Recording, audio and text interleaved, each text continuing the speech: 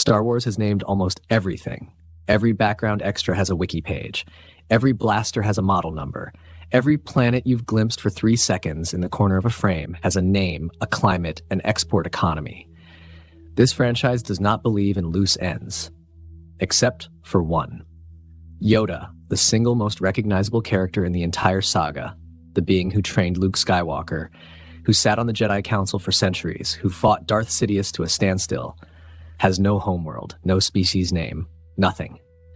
If you go to the official Star Wars databank right now and look up his species, the field simply says unknown. That's not a gap waiting to be filled. That's a choice. And it's been a choice for over 40 years. So today we're going to ask the question properly, not where is Yoda from, because nobody can answer that. The real question is this: why does an entire franchise run by multiple companies across 5 decades keep agreeing to leave this one box empty? Let's start with what's actually on the record, because it's less than you'd think. In current Disney canon, there are exactly 3 confirmed members of Yoda's species. Yoda himself, Master Yaddle, who briefly appears on the Jedi Council in The Phantom Menace, and Grogu, introduced decades later in The Mandalorian. That's the entire census, 3 individuals spanning nearly 1,000 years of galactic history. Physically, we know a little. Small in stature, roughly the size of a human child, green skin, large eyes, long, pointed ears. Members of the species appear to live for centuries, and every single one we've ever seen has been Force-sensitive. Ahsoka Tano says as much directly in The Mandalorian. As far as anyone in the galaxy knows, every member of this species can use the Force. But the name of the species? Unknown. The homeworld? Unknown. Where they come from, how they're born, what their culture looks like. None of it has ever been shown on screen or confirmed in canon material. Here's the detail that makes this more than just an oversight. In 2018, Star Wars: The Complete Visual Dictionary added a small but important line. The first time the idea of Yoda having a homeworld was acknowledged in canon at all. And what it says isn't. The homeworld is unrevealed. It says Yoda kept his homeworld a secret. That's a deliberate shift in framing. It's not that the writers haven't decided where Yoda is from. It's that, in the story itself, Yoda made a choice never to tell anyone. Not the Jedi Council, not his closest students, not the historical record of the order he led for centuries. The mystery isn't just a gap in our knowledge. It's apparently a gap in everyone's knowledge, including the people who knew him best. To understand why, you have to go back to where Yoda came from creatively, not narratively. George Lucas built Yoda in 1980 as something closer to a fairy tale figure than a typical science fiction alien. Most species in Star Wars are explained. You learn where the Wookiees live, what the Hutts value, why the Keldor wear breath masks. Yoda was built to be the opposite of that. A character who appears, changes everything, and offers no biography at all. Lucas has talked about this in blunt terms over the years. In one DVD documentary, he joked that Yoda was the illegitimate child of Kermit the Frog and Miss Piggy, which sounds like a throwaway gag. But notice what it actually does. It's not an answer. It's a deflection, dressed up as one. The kind of joke you make specifically so people stop asking the real question. And according to people who worked in the expanded universe at the time, that wasn't an accident. Writers developing tie-in novels and comics in the years following the original trilogy were reportedly discouraged from exploring Yoda's species or origins at all. The instruction, in effect, was simple. Leave him alone. Let him stay strange. That's a striking restraint for a franchise this thorough. Lucas was happy to let other writers build out entire star systems, entire wars, entire alien cultures in the corners of his universe. But this one character, he kept walled off, because the second you explain Yoda, he stops being the unexplainable. That instinct didn't end with Lucas. It carried forward into the next generation of Star Wars storytellers, and Dave Filoni has been the clearest voice on why. Filoni, who's shaped Star Wars television for nearly 2 decades, was asked directly whether the Clone Wars would ever reveal Yoda's home planet. His answer was simple. He didn't think audiences would ever see it. And his reasoning gets right to the heart of this whole topic. He said that once you have an answer for where Yoda comes from, a large part of the fun goes right out the window.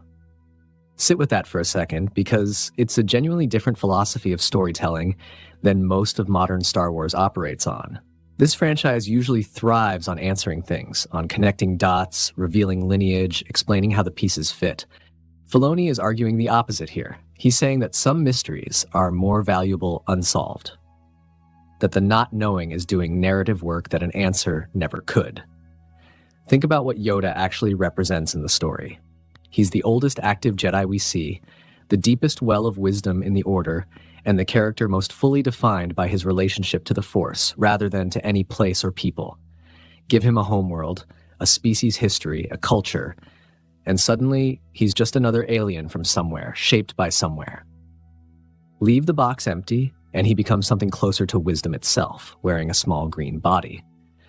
Filoni's bet is that the second version is more powerful, and 40-plus years of fan fascination suggests he might be right. Now, it's worth saying, fans and writers have tried to fill this silence before, just not in canon. Back when the expanded universe, what's now called Star Wars Legends, was still active, a handful of other members of Yoda's species started showing up in comics and games. A Jedi Knight named Minch, a Jedi Master named Oteg, who served centuries before the prequels.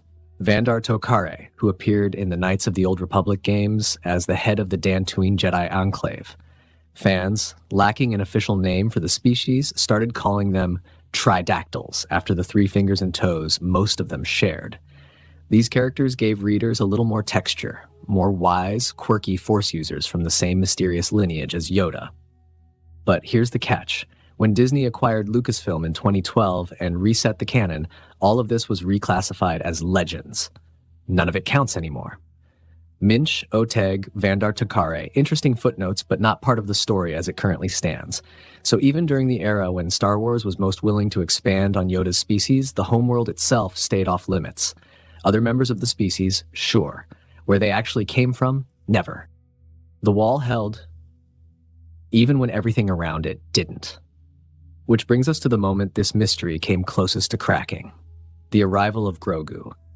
When The Mandalorian introduced a 50-year-old member of Yoda's species as a small green foundling, it did something no piece of Star Wars media had done before.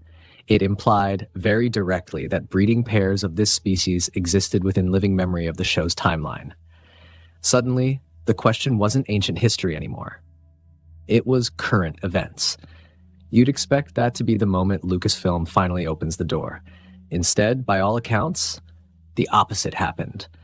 Jon Favreau and Dave Filoni reportedly worked closely with George Lucas himself while developing Grogu, specifically to make sure the character's existence wouldn't end up revealing the very things the franchise had spent decades protecting. Grogu could exist. Grogu could be adorable and powerful and central to the plot. But Grogu could not become the answer key. It's a remarkable piece of restraint, especially for a character that turned into one of the most successful merchandising phenomena in modern entertainment.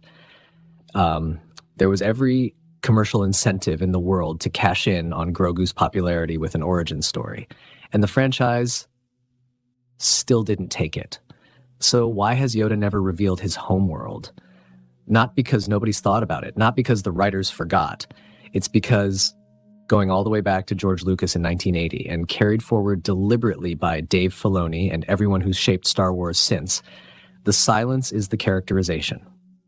In a galaxy where almost everything gets explained, cataloged, and connected, Yoda is the one figure who gets to stay outside all of that.